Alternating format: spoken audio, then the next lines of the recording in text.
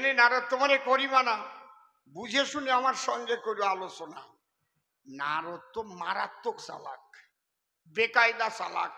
খালি চালাক না, ও চালাকের আঠি। রুইয়ে দিলি আরো চালাক, ইদার দিয়ে একটা গজায়, ওদার দিয়ে একটা গজায়। তাই নারদ চালাক সোজা করতে কিন্তু আমিও পারি। তুমি তো আমারে কম নাকে দড়ি দিয়ে ঘুরাও নাই। এই নারদ একদিন কি করেছে জানেন? কব কব এক ব্যাধের ছেলে প্রত্যেক দিন গিয়ে জঙ্গলে হরিণ বাঁধাবার জন্য জাল পাতে। নারদ গেছে তার সাক্ষাতে, দেখেন আমারে করে নাকি। এই ব্যাধের ছেলে, কি তুই জাল পাতিস এই জঙ্গলে? বলে পাতি তো। হরিণ বাঁধে প্রত্যেক দিন বাঁধে নাকি? মাসে একটা পাই, 6 মাস পরে একটা পাই। দূর বেটা, এইরকম জাল পাতে কিটা? মনে আমার আছে, ভাবো তোরে আমি একটা মন্তর দিয়ে যাব।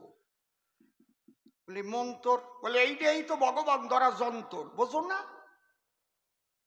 কি হবে? বলে এই মন্তর জপ্তি জপ্তি তোর সামনে একজন আসবে, আসলে তুই খালি তার কাছে একটা বর চাবি, তোর জিজ্ঞেস করবে না তুই কি চাইস, তুই বলবি তার পাশ যে আমি আর অন্য কিছু চাই না মহাশয়, বলি তোমার সম্প্রতি প্রত্যেক দিন আমি যদি এই জাল পাতি, এই জালে যেন প্রত্যেক দিন একটা হরিণ বাজিয়ে যায়। এই বর দেবে নে?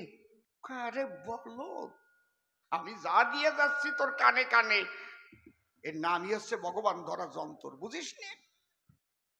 বোঝে না, সোজে না। খালি এইটা চাইয়ে নিবি, প্রত্যেক দিন হরিণ পাবি। বেজাল বাদাই কি করে দেখেন।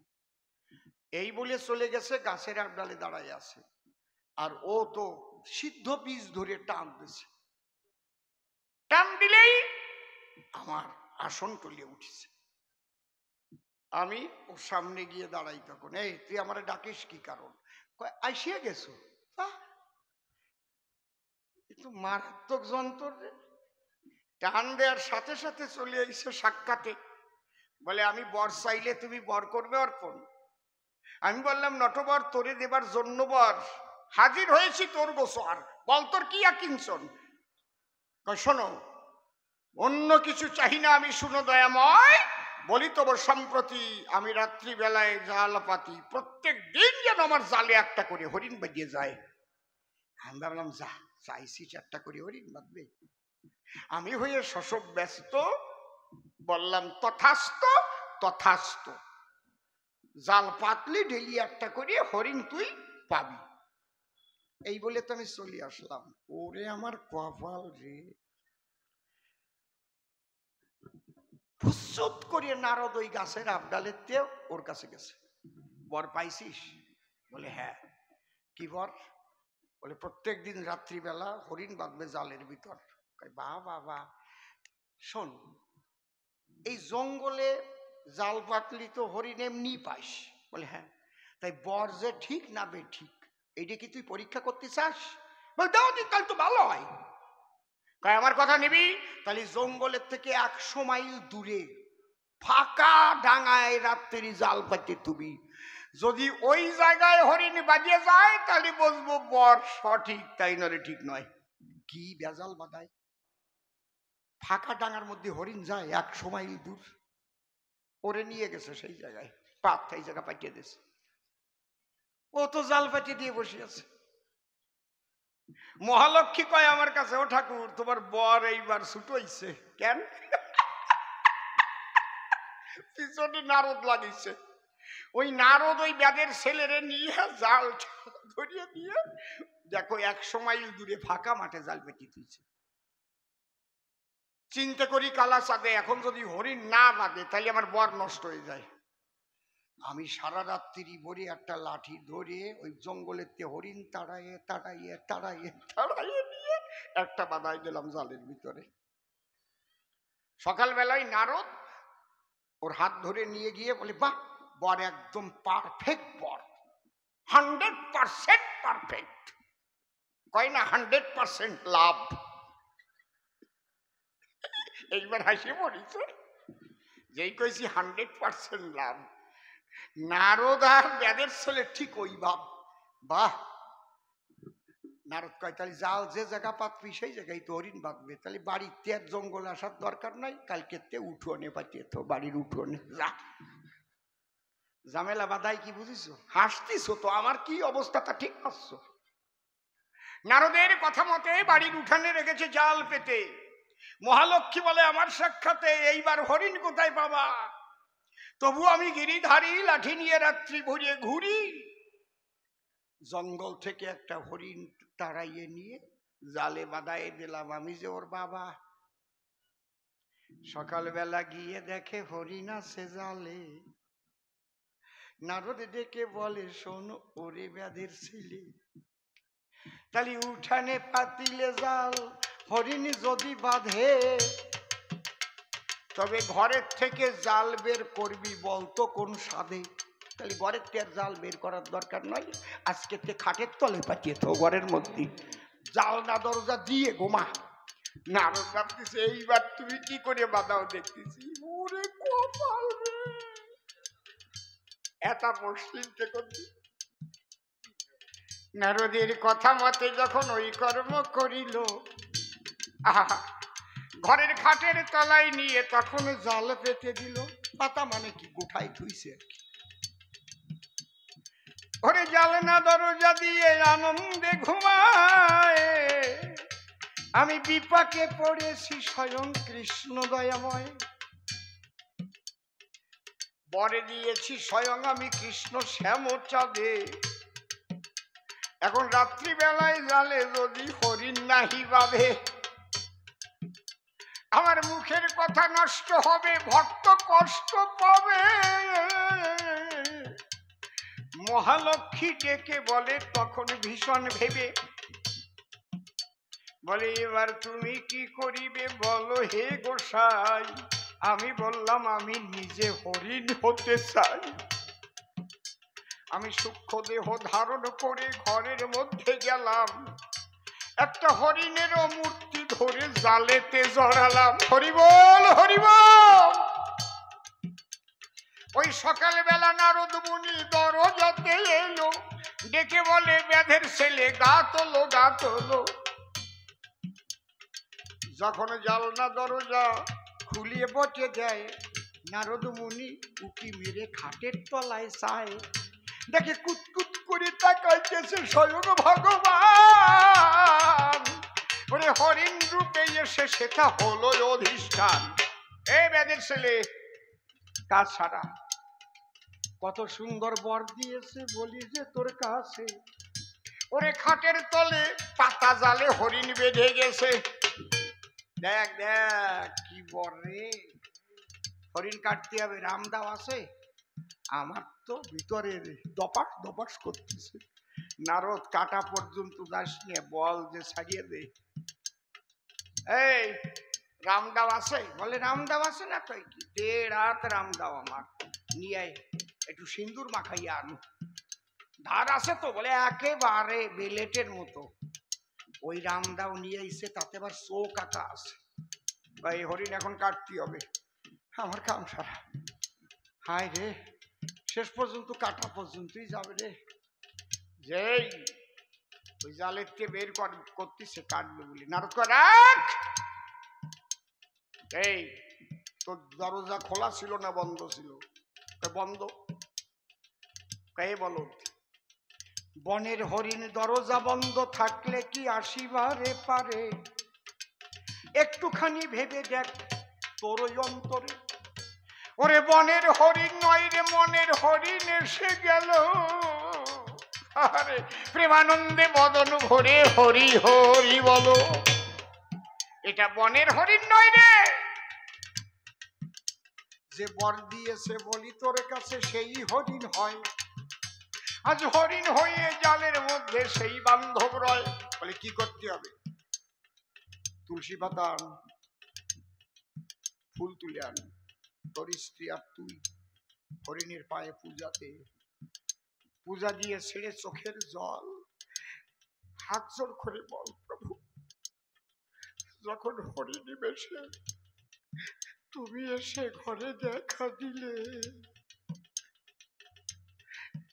একবার নিজ মূর্তি ধরে দেখাও কৃষ্ণ নীল তলে।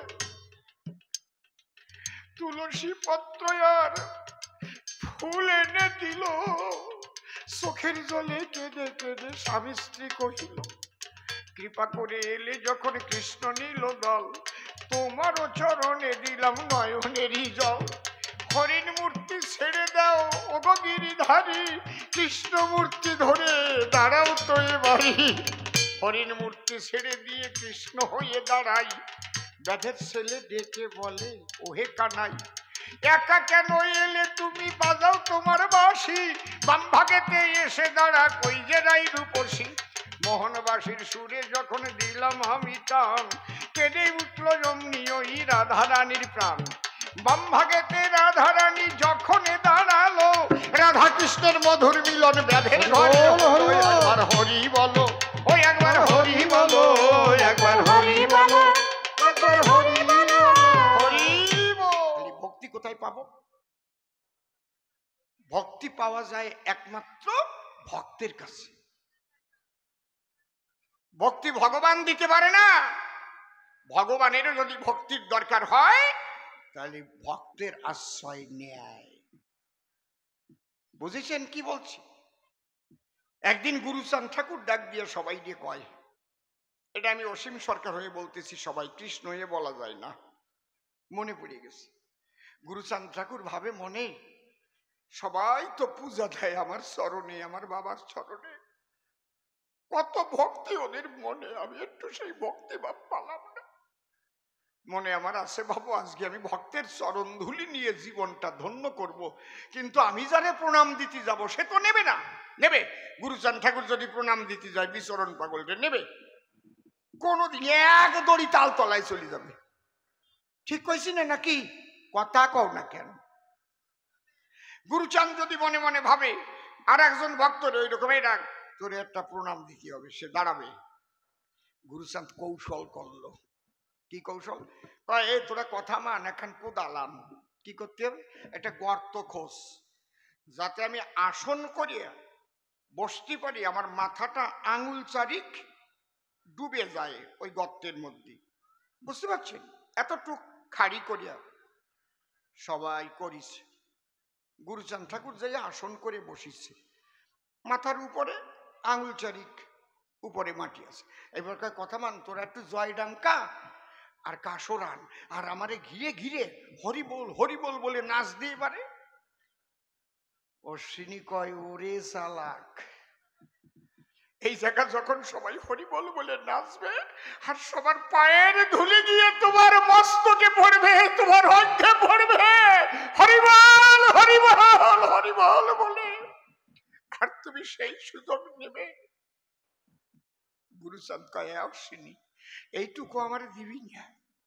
আমি এত কৌশল করলাম, আমি সরাসরি তোদের পায়ে হাত দিতে গেলে তো তোরা দিতে দিবি না, তাই যে আমি কৌশল করে বসেছি এই মাটির গর্তের ভিতরে, আমার এই কথাটা তোরা মান। বাবা গুরুচাঁদ যিনি ভক্তের চরণ ধুলি, তিনিও চেয়েছেন তিনি। ওরে নারদ, নারদ রে, আমিও মনে করেছি বাসনা আমি কৃষ্ণকে লে শোনা, আমি আর কলিযুগে ভক্ত ভাব রাখবো, আমি ভগবান ভাব রাখবো না, আমি ভক্ত বেশ করিব ধারণ। এই জন্য নারদ তোমায় বলে রাখি, আমি কৃষ্ণ কমলাখি, আজ প্রভাসের তীর্থে সেই ভক্ত মিলন যজ্ঞের করেছি আয়োজন। হাজার হাজার ভক্ত এসে যখন হরিনামে মত্ত হয়ে যাবে ভেসে, আমি কৃষ্ণ ঋষিকেশে আজ সেই ভক্তি ভাব আজ করিয়া গ্রহণ, প্রেমানন্দে বলবো হরি হয়ে আমি গৌর হরি, নবদ্বীপে আমি গিয়ে করবো অবতরণ। সেখান থেকে আমি ভক্তি নেব, তবে কার ভক্তি নেব এই জায়গাটা শোনো। এই জন্য দাড়ি পাল্লায় আজকে ওজন দেব। আচ্ছা, পাল্লার এক পাশে কি রাখছি? একটা পদ্ম ফুল। কেউ পদ্ম ফুল দিয়ে ওজন করে, আমি রাখলাম কিসের তরে? ওই পদ্ম ফুল হচ্ছে মাধুর্য বৈধুর্য মণ্ডিত পদ্ম ফুল। ওটা গোলকে হয়েছে সৃজন, ওই পদ্ম ফুল আছে এক পাশে, আমি কৃষ্ণ পীতবাসে, যত ভক্ত এখানে আসে প্রত্যেককে ওই ফুলের সঙ্গে করিব ওজন। অন্তরে দেখো ভেবে, ওই ফুলের সঙ্গে ওজনে যে সমান হবে, আমি শ্রীমাধ হবে এই অর্ঘ্য ধরে তার শ্রীপাদ পদ্মে করি যাওয়ার পর তার ভাবকান্তি বিলাস লব, তারপরে আমি গৌর হব। এটি হচ্ছে আমার মনে রাখিনজন। তারকার গান আছে না, কি দুঃখে গৌর হলি বলকা নাই, আছে না অগসাই? ছিল কিসের অভাব বৃন্দাবনে, আমরা মনে ভাবি তাই, কি দুঃখে গৌর হলি বলকা নাই, ভেবে বলকা নাই। গায় না মতুয়ারা? ওরে লাফাই লাফাই গায়, কিন্তু ভিতরের মাধুর্য কি বোঝে কয়জনায়? অন্য কোনো দুঃখ নয়, কৃষ্ণ ভক্তি ভাব নেবার তরে গৌর হয়ে যাবে নদে পুরে। এই জন্য প্রভাসের তীরে আজকে ভক্ত মিলন যজ্ঞের আয়োজন করেছে, ব্রহ্মারত নয়। শোনো শোনো, ব্রহ্মার্ত নয়। তাহলে ওর কটা প্রশ্নের জবাব দিলাম। যজ্ঞ করি কেন? যজ্ঞের অর্ঘ্য পাবে কে? যজ্ঞের নাম কি? ভক্ত মিলন যজ্ঞ, বসে শোনেন যজ্ঞ বিজ্ঞ। এটা প্রভাস তীর্থে হয় বলে একে প্রভাস যজ্ঞ অনেকে বলে। এর মধ্যে একটা কাহিনী আছে, যদি প্রশ্ন তোলে তাহলে তার জবাব পরে দেব। ডবল না দিলি রিডবল খালি খালি দিতে যাবো কেন? কি তাস ভালো আছে বলে কি আমি খালি খালি কব আগের থেকে কব নাকি রিডবল? একজন তো ডবল কবে নাকি কায়দা আছে। তোমরা ভক্ত হবা কিন্তু কেউ বিভক্ত হয়েও না। হ্যালো, এই আমার মনিটর নাই কেন? হরি ভক্ত হও, রাম ভক্ত হও, কৃষ্ণ ভক্ত হও, কালী ভক্ত হও, কিন্তু বিভক্ত হয়ে যেও না। বিভক্ত হলে আগামী দিন কিন্তু খুব ভয়ঙ্কর আসছে। যদি ভাগ ভাগ হয়ে যাও তাহলে দুর্বল হয়ে যাবা। তাই সমস্ত সনাতনীদের আমি বলছি, নিজের ধর্মকে রক্ষা করতে গেলে তোমাকে ঐক্যবদ্ধ হতে হবে। খারাপ কথা বললাম? ও বাবা, খারাপ কথা বললাম? যদি তুমি বাবু ও কৃষ্ণ ভক্ত, আমরা হচ্ছি মতুয়া, গেল। কৃষ্ণ ভক্ত যদি ভাবে যে ও শালা হট্টি বলার পাট্টি, ও টিক্কি আলা, হ্যাঁ, তোমারে যখন জম্বের কেলান কেলাবে নে, তারপরে মতুয়ারা যদি না ঠেকায়, সনাতনীদের যদি না এগোয়, ও মতুয়া তোমার জয়ডঙ্কা নিয়ে বাজায় যাবা, যদি জয়ডঙ্কা কেউ ছিঁড়িয়ে দেয় চলবে না, এতে শব্দ দূষণ হয়। সবাই মিলে ঐক্যবদ্ধ হতে হবে ধর্ম রক্ষার জন্য। জয় হরি বল, গৌর হরি বল। এই কথা কে বলতো? এই জয় হরি বল, গৌর হরি বল কে বলতো বলেন তো দেখি? কেউ বলতে পারেন নাকি? কে বলতো? হ্যাঁ, জোরে কম। না না, গোলক পাগল, গোলক পাগল বলতো জয় হরি বল, গৌর হরি বল। হা হা হা।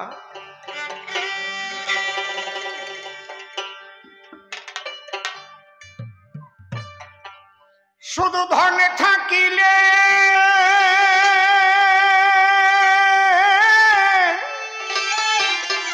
হয় না ধনী। আরেকটু ভাই, আরেকটু ভাই, টোনটা একটু কমবে, একটু ভাই হবে। কৃষ্ণ ধন যার নাই হিয়া,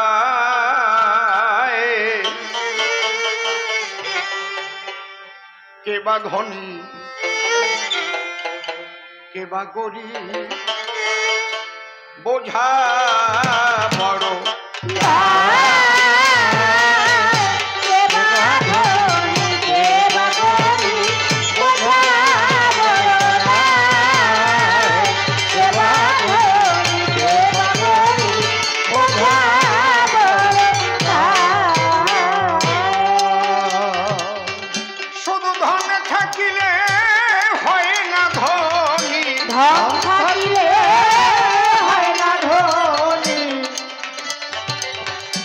গেল, একে বেশি আছে না, এই একটা শেষ করে দিচ্ছে না। শুধু ধনে থাকিলে হয় না ধনী, ধন থাকিলে হয় না ধনী, কৃষ্ণ ধন যার নাই হিয়ায়, কেবা ধনী কেবা ধনী বোঝা বড়দায়, কেবা ধনী কেবা ধনী বোঝা বড়দায়। পার্থিব ধন টাকা করি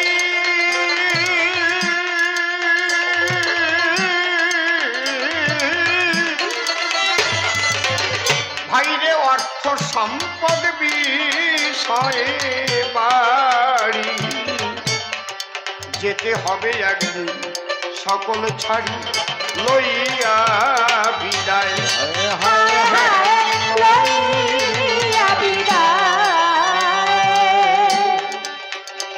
আমাদের সনাতন হিন্দু ধর্ম এই ধর্ম ত্যাগের শিক্ষা দেয়। কোনটা বেশি কম আছে তুমি দেখে নিও, আমি এত বলতে পারবো না, নিজে বাইরে গিয়ে হেঁটে হেঁটে দেখো।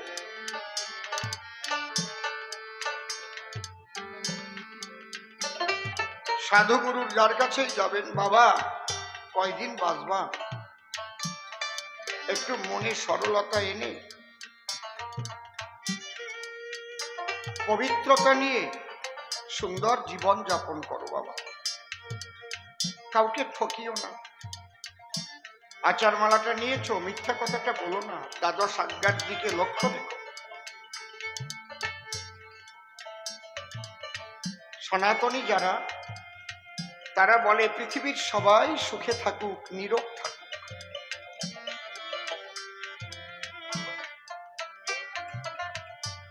বহু টাকার মালিক জগতে আছে, কোটি কোটি শত শত হাজার হাজার কোটি টাকা, কিন্তু এর মধ্যে দিয়ে যদি মানুষ ঈশ্বরমুখী না হয়, তাহলে প্রকৃত শান্তি পাওয়া সম্ভব নয়। যদি বলেন শান্তি কি, টাকা হলে তো সুখী থাকা যায়। যখন হবে টাকা, আমার বাড়ি হবে পাকা, এই ঠিক করে নে, তারপরে বাজবা।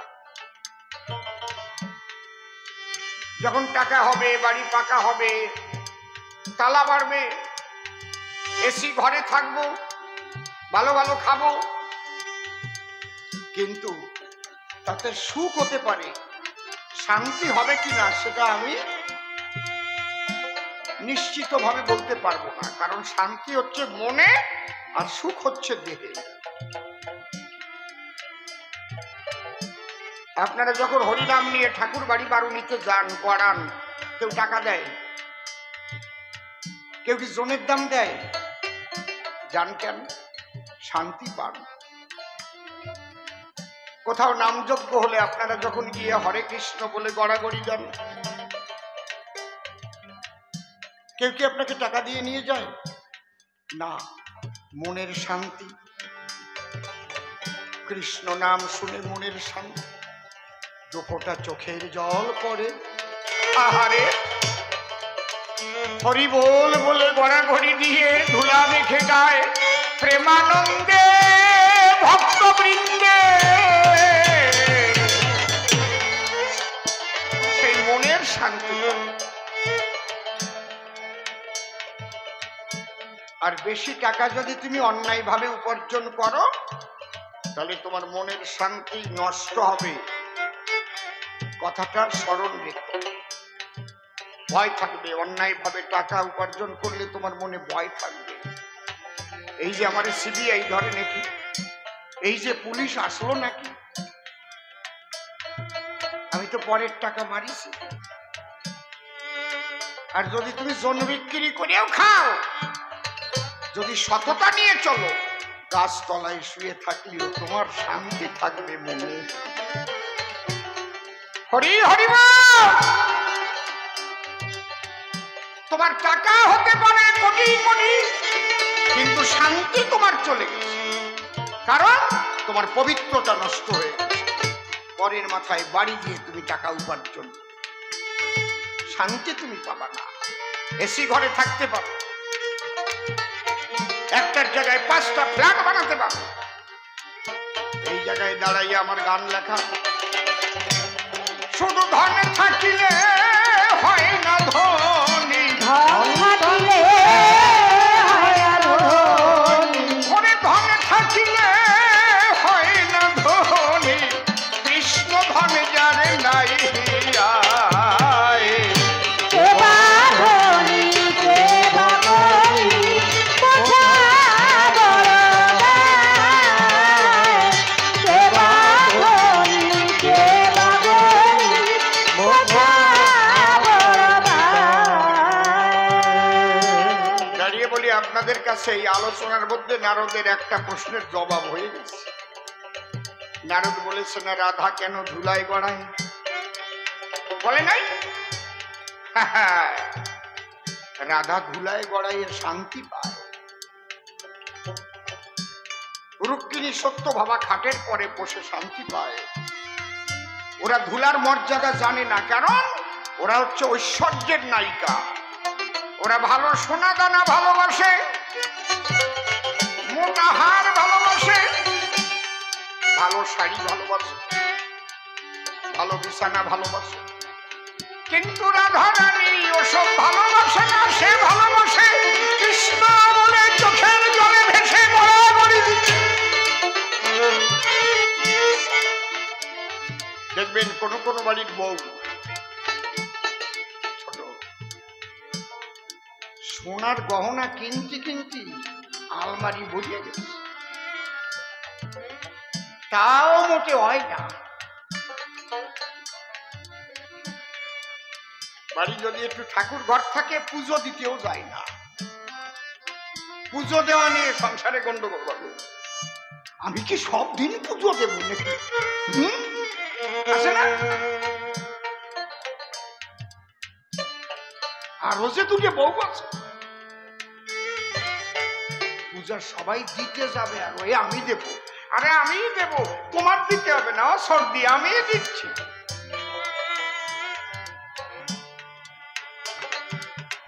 আমি যে কথাগুলো বলছি একেবারে বাস্তব কথা বলছি তো নাকি? বাড়ি গিয়ে ভাববেন, যার যার বাড়ি এসব ঘটে তারা ঠিক পাচ্ছে, আমাদের বাড়ির খবর জানে কি করি এই লোক।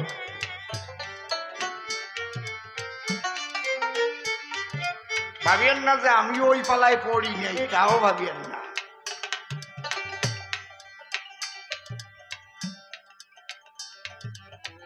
কোন বাড়ির বউরা বলে, শুনছো কি, আমারে সোনা দানা দেওয়া আর না দেওয়া, অন্তত বাড়িতে একটা তুলসীর পিঁড়ি করে দেওয়া,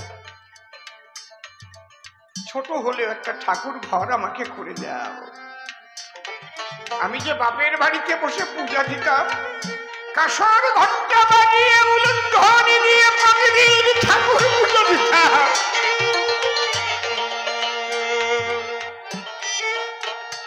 ওইটুক না হলে আমি মনে শান্তি পাচ্ছি না। আরে তাহলে বুঝতে হবে যে আপনি লক্ষ্মী পেয়েছেন।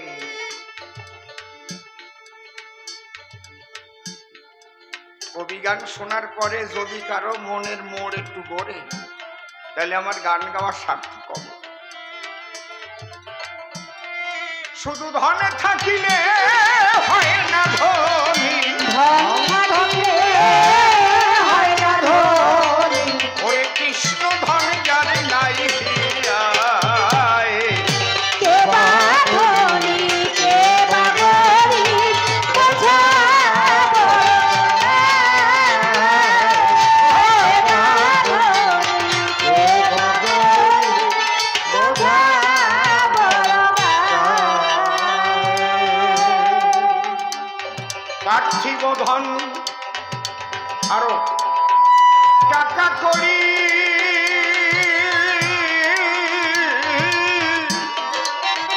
এই ভাই রে, ওইটাও মাইকম্যান গেল কোথায়? এ মাইক ম্যান এইভাবে বাড়িয়ে গেল কেন খালি খালি? পার্থিব ধন টাকা করি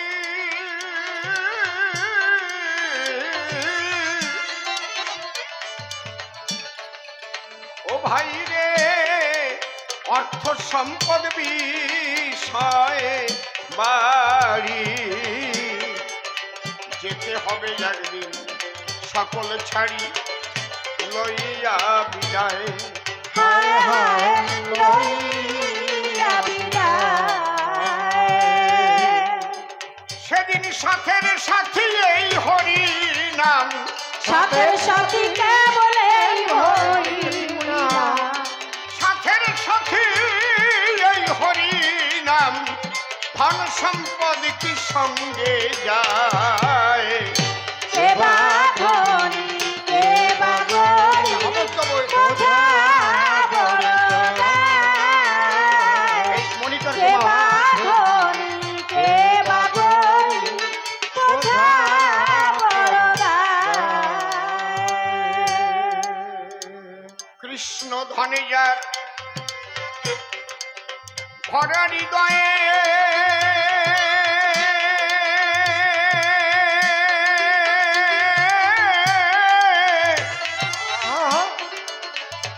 কৃষ্ণ ধনে যার,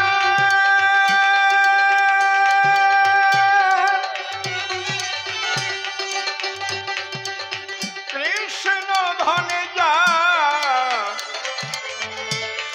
ভরা হৃদয়ে, লঘুগুরু সে যে বড় ধনীর তনয়ে, তার সঙ্গে কার তুলনা হয় সারা বিশ্বময়ে। হায় হায় সারা বিশ্বময়। সে যে প্রেম সাগরে ভেসে ভেসে, প্রেম সাগরে ভেসে ভেসে, প্রেম সাগরে ভেসে ভেসে মহানন্দে ঢেউ খেলায়। কে বা ধনী কে বা গরিব বোঝা বড় দায়। কে বা ধনী কে বা গরিব বোঝা বড় দায়। ওকে অত রিভাইট দিয়েছো কেন? ওকে অত রিভাইট কি দরকার?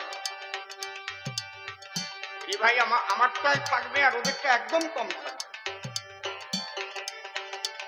এটা হিজিবিজি হচ্ছে। এত ভালো মেশিন তোমার সেট করতে পারছো না তুমি। হও না তুমি পুজির রাজা ভাই রে, শ্মশানে ঘাটে একই সাজা, বুঝবে তখন এমন মজা হবে ভস্মময়। হায় হায় হবে ভস্মময়। এসব দেখে শুনে জ্ঞান হলো না, দেখে শুনে জ্ঞান হলো না। এত দেখে শুনে জ্ঞান হলো না, অধম অসীম রইল ঘোর মায়ায়। কে বা ধনী কে বা গরিব বোঝা বড় দায়। কে বা ধনী কে বা গরিব বোঝা বড় দায়। রাধা কৃষ্ণের যুগল পদ্ম হৃদ পদ্মে করে আরাধ্য শুদ্ধ চিত্তে প্রণতি জানাই। সাধুগুরু বৈষ্ণব হেরি আর যত পুরুষ নারী আমার ভক্তিপূর্ণ প্রণাম গ্রহণ করবেন সবাই। আমারটা একটু মনিটর দাও, মাস্টারে হাত দিয়ে না। মনরে একবার হরি বল, এ নাম দুর্বলের বল, নাম বিনে কি আছে বল এ ভব সংসারে। যেজন করে হরি চিনতে, হরি করে তার চিনতে, অন্তে জীবকে নিয়ে যায় সে ভব সিন্ধু পারে। তাই বলি মন রসনা তেজে বিষয় বাসনা, কেলে সোনার উপাসনা করো সার। ওই যে হরি দীনবন্ধু পাইলে তার কৃপা বিন্দু ভব সিন্ধু সেদিন হবি পার। মনশিক্ষা করে শেষ বক্তব্য করিব পেশ, সবিশেষ সবার মধ্যে জানাই নিবেদন। শুনবার তরে কবিগান যারা হয়েছেন আগুয়ান, আমি তাদের শ্রীপাদ পদ্মে বারে বারে শ্রদ্ধার্ঘ্য করি নিবেদন। আপনারা আশীর্বাদ করে চরণ ধুলি দেবেন আমার শিরে। আমি আপনাদেরই ঘরের নন্দন, এই 51 বৎসর গান গাই, দেশ বিদেশ ঘুরে বেড়াই আপনাদের আশীর্বাদের কারণ। আর কয়দিন থাকবো বেঁচে তা জানা আছে ঈশ্বরের কাছে। বাঁচা মরার কর্তা হলেন নিত্য নিরঞ্জন। তাই আপনাদের কাছে মিনতি রাখি, আমৃত্যু যেন এই নামের মধ্যে ডুবে থাকি, আপনারা সেই আশীর্বাদ করিবেন অর্পণ। যাক, তবে ওসব কথা আর দেব না বক্তৃতা। এবার হব কৃষ্ণ জগতে পাতা সবারই সদন। আমরা যারা চারণ কবি আঁকি নিত্য ছন্দের ছবি, আর সেই ছন্দেই আনন্দ লোভী কবি গান শুনতে আসে ভক্তগণ। সেই ছন্দ কেটে গেলে কবি কি আর তাকে বলে? তাহলে এই ছন্দে যে মানুষটা সারা জীবন চলে, তারও সুন্দর হয় মানব জীবন। বিপক্ষের কবি যিনি নাম ধরিয়া নারদমুনি আমাকে ইদানি করেছে কৃষ্ণ স্বয়ং নারায়ণ। এবার আমি অসীম সরকার নামটি ছাড়ি, রক্ষা করতে এই কাব্যের পারি হব কৃষ্ণ গিরিধারী। আমি আগে কৃষ্ণ চরণে শ্রদ্ধার্ঘ্য করিলাম অর্পণ। নিবেদন করি তার পাশে, সে যেন আমার হৃদয় আসনে বসে রসা ভাসে। আমার মুখ দিয়ে তার কথা সে করে কীর্তন। আমি তার উপরে দিলাম ভার, তারে করলাম কর্ণধার, কাব্য সিন্ধু হব পার। এইটুকুই আমার আত্মনিবেদন। মনের কথা খুলে কই, এবার আমি আর অসীম সরকার নই, এবার আমি সেই কৃষ্ণ নিত্য নিরঞ্জন। বিপক্ষের কবি এসে প্রশ্ন করেছে আমার পাশে, আচ্ছা কৃষ্ণ ঋষিকেশে, তুমি সর্বে সর্বা জানে সর্বজন, ধরো আমার কথা ধরো, তবে তুমি যজ্ঞেশ্বর হইয়া কেন যজ্ঞ করো? এ ভ্রান্তি যোগা কেন আমি করি দর্শন? এই যজ্ঞের অর্ঘ্য পাবে কেটা? বলবে তুমি নন্দের বেটা। আর একটা প্রশ্ন করেছে উত্থাপন, বলো কৃষ্ণ নন্দলালা যজ্ঞে কেন দাড়ি পালা? আবার গায়ে ধরল জ্বালা, তোমার মাকে দাড়ি বেত্রাঘাত করে কি কারণ? রাধা ধুলাই পড়ে কেন কাঁদে? বলো তুমি শ্যাম চাঁদে। তোমার শ্রীপাদ পদ্মে যে রাধা করেছিল আত্মনিবেদন, ইত্যাকারে প্রশ্ন দান করে গেছে সভাস্থান। শোনে নেবার জ্ঞানবান, আমি কি জবাব দিয়ে সমাধান দিতে চাই এখন? আমি কৃষ্ণ গিরিধারী, কেন আমি আর যজ্ঞ করি? নারদ, জীবন ভরে তুমিও তো বলো হরি হরি, বিনা যন্ত্র নিয়ে করে, জানে ত্রিজগতের নারী নরে, অজানা নয় কদাচন। আমি যে সর্বসর্বা ভগবান, এটা ভালো কথা বলেছ সভাস্থান, কিন্তু আমি মনে করেছি, ভাবো না, আমি কলিযুগে আর ভগবান ভাবটা রাখবো না, ভাবের করব পরিবর্তন। ভাবের দ্বারাই তো সব হয়, আর মনের গতি অনুপাতে ভাব পাল্টে যায়, পাল্টে না কি? তাহলে এই ভাব কোন ভাব? আমি লব ভক্তের স্বভাব। অন্তরে আমার আছে ভাব, আমি ভগবানের ভাব বাদ দিয়া ভক্তের ভক্তি নিয়া আমি নবদ্বীপে গিয়া গৌরাঙ্গ হইয়া প্রেমানন্দে হরিনাম বিতরণ করিব। কিন্তু বলি কৃষ্ণ রসময় ভক্ত যদি হতে হয়, ভক্তি না থাকলে তারে ভক্ত কয়? আমার কাছে বলুন দেখি, ভগবানের ভক্তি থাকে নাকি? যে ভগবানের আসনে বসে সর্বদাই, তার কিন্তু ভক্তি থাকে না সেই জায়গায়। দেখবেন যে গুরুদেব একবারে আসনে বসে আছে, সবাই যেয়ে প্রণাম করতেছে, হরিনামে কান্নাকাটি হচ্ছে, উনি যেয়ে গড়াবে না। উনি একেবারে ঠ্যাঙের উপর চরণ থুইয়ে কোলবালির দুই পাশে নিয়ে গ্যাট হয়ে বসে আছে, কারণ উনি গুরুদেব। উনি গড়াই পড়লি তো না সম্মান যায়। আমি ছোট্ট সময় যখন প্রথম ওরাকান্দি গেছিলাম, বাড়ির কেউ জানে না, তখন আমার 7 বছর টছর বয়স, একে দৌড়ে মতু ওদের সঙ্গে চলে গেছি। একেবারে যাইয়ে ভিতরে ঢুকে গেছি, যে জায়গায় মসির সিং, তারপরে হরিণীর সিং বান্দা, আর দেখি 2-3 জনে বসে আছে, সে বড় বড় দাঁড়িয়ে, সামনে পিতলের গামলার মানুষ টাকা দিচ্ছে আর গরু হচ্ছে। তখন আমি ভাবলাম, মানুষ গরু হচ্ছে, ওই 3 জন গরু হয় না কেন? ওরা গ্যাট হয়ে বসে রয়েছে কেন? এরকম কি মানুষ গড়োয় গড়োয় কান্দিয়ে অনাথ হয়ে যাচ্ছে, আর ওরা গ্যাট হয়ে বসে রয়েছে। সেই সময় ভাবছিলাম, এখন বুঝি ওরা তো ঠাকুর বটে, বসে আছে গামলা সামনে রেখে খাটে। ওরা তো ভক্ত নয় ভবের হাটে, ভক্ত যারা প্রেমানন্দে হরিবল বলে গড়াই তারা। এই জন্য ঠাকুরের স্থান উপরেই সব সময় রয়। ঠাকুর যিনি, কেন গড়াবেন তিনি? তিনি তো সুন্দর সিংহাসনে বসে থাকবেন সর্বদাই, তাই না? তাহলে গড়াবে কারা?